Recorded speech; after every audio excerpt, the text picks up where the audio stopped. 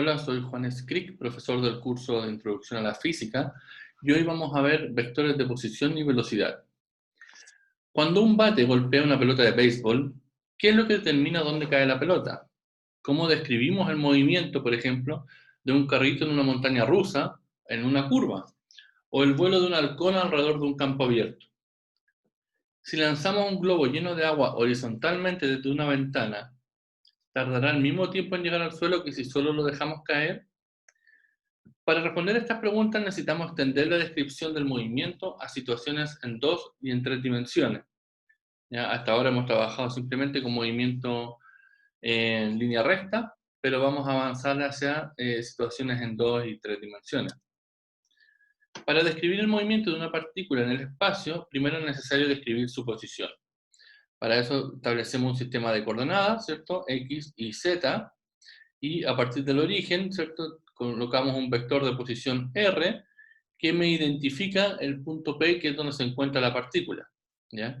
Este vector de posición R puede ser descrito como una componente X en itongo y J tongo más Z catongo, ¿ya?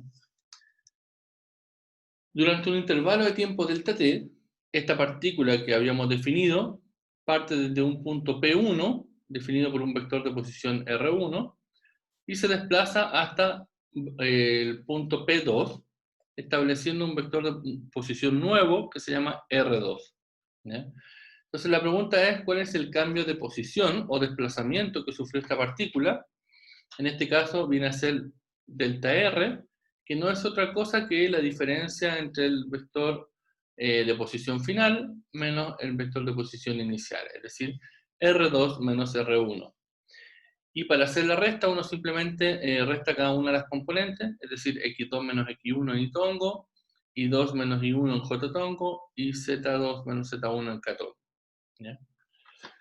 A partir de esta definición de desplazamiento, entonces vamos a introducir el concepto de velocidad media. La velocidad media es el desplazamiento dividido entre el tiempo. ¿Ya? Eso implica que la velocidad media en este caso es un vector que apunta a la misma dirección que delta R.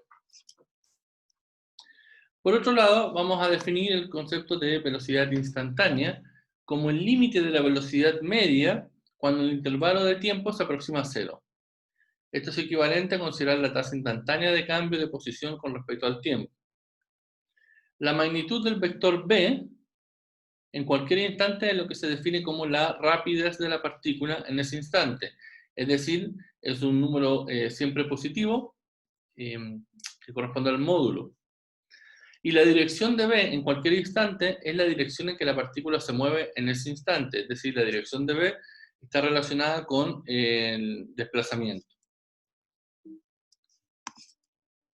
Conforme el delta t tiende a cero, es decir, el tiempo se va al límite de que es muy pequeño, entonces el punto P2 y el punto P1 se acercan cada vez más, y en el límite delta R se vuelve entonces tangente a la trayectoria.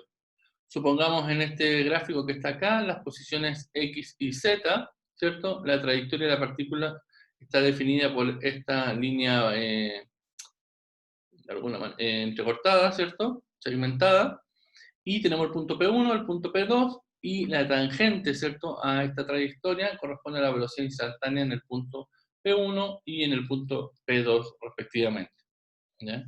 Esto conduce a una conclusión importante, y es que en cualquier punto de la trayectoria, el vector de velocidad instantánea va a ser tangente a la trayectoria de ese punto.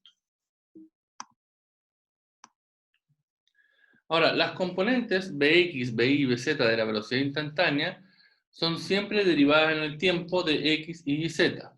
¿Ya? Es decir, la componente de la velocidad en x va a ser simplemente la derivada en x con respecto al tiempo, la componente de la velocidad en y es la derivada en y con respecto al tiempo, y lo mismo ocurre con la velocidad z. ¿Ya? Esto implica que el vector de velocidad lo puedo escribir simplemente como la derivada de la posición, vector posición con respecto al tiempo, y que no es otra cosa que de x de t en itongo, de y de t en jtongo, más de z de t en ktongo. La magnitud del vector de velocidad instantáneo, es decir, la rapidez, va a estar dada en términos de las componentes bx, by y bz, utilizando el teorema de Pitágoras, es decir, bx al cuadrado más by al cuadrado más bz al cuadrado por la raíz, es lo que se define como la rapidez del vector b.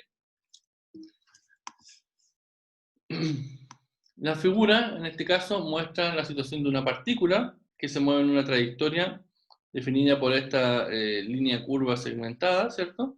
Y en un punto cualquiera uno puede definir, ¿cierto?, la velocidad instantánea como el vector tangente a esa trayectoria, y esta velocidad instantánea va a tener una magnitud que es la rapidez, ¿cierto?, que va a estar dada por las componentes al cuadrado por su raíz, es decir, bx al cuadrado más by al cuadrado por la raíz. Esa es la rapidez de la partícula en ese punto. Y la dirección de la velocidad va a estar dada entonces por la tangente de alfa, donde alfa es este ángulo que se establece entre la velocidad y el eje x, que no es otra cosa que la componente en y de la velocidad partido por la componente en x. ¿Ya? El vector de velocidad instantánea suele ser mucho más interesante y útil que la velocidad media. Entonces les dejamos algunos problemas planteados. El primero de ellos es cálculo de velocidad media e instantánea. Vamos a considerar un vehículo robot para explorar la superficie de Marte, como el que está aquí en esta figura. El módulo de descenso es el origen de coordenada, es decir, donde aterriza de alguna manera el robot en t igual a 0. Y en tanto que la superficie marciana circundante va a estar en el plano XY. La idea es que el vehículo que representamos como un punto va a tener las coordenadas X e Y que varían con el tiempo según estas ecuaciones que están acá.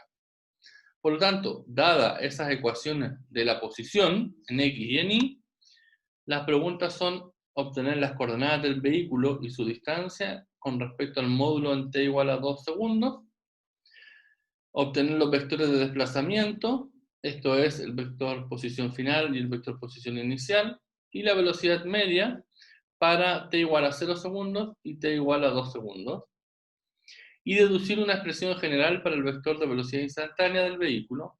Para eso se pide expresar la velocidad instantánea en t igual a 2 segundos, en forma de componentes y además en términos de la magnitud y la dirección. Es un problema que dejamos planteado, ¿cierto? Y que lo resolveremos en clase. Y para ver si van comprendiendo la materia, entonces les hacemos la siguiente consulta. ¿En cuál de las siguientes situaciones el vector de velocidad media en un intervalo sería igual a la velocidad instantánea al final del intervalo? Las alternativas son cuando un cuerpo se mueve en una trayectoria curva, rapidez constante, cuando el cuerpo se mueve en una trayectoria curva y aumenta su rapidez, cuando el cuerpo se mueve en línea recta a rapidez constante, y cuando el cuerpo se mueve en línea recta y aumenta de rapidez. ¿Okay? Lo dejamos planteado entonces y lo resolveremos en clase, como siempre. Bueno, eso ha sido todo por hoy. Nos vemos en un próximo video.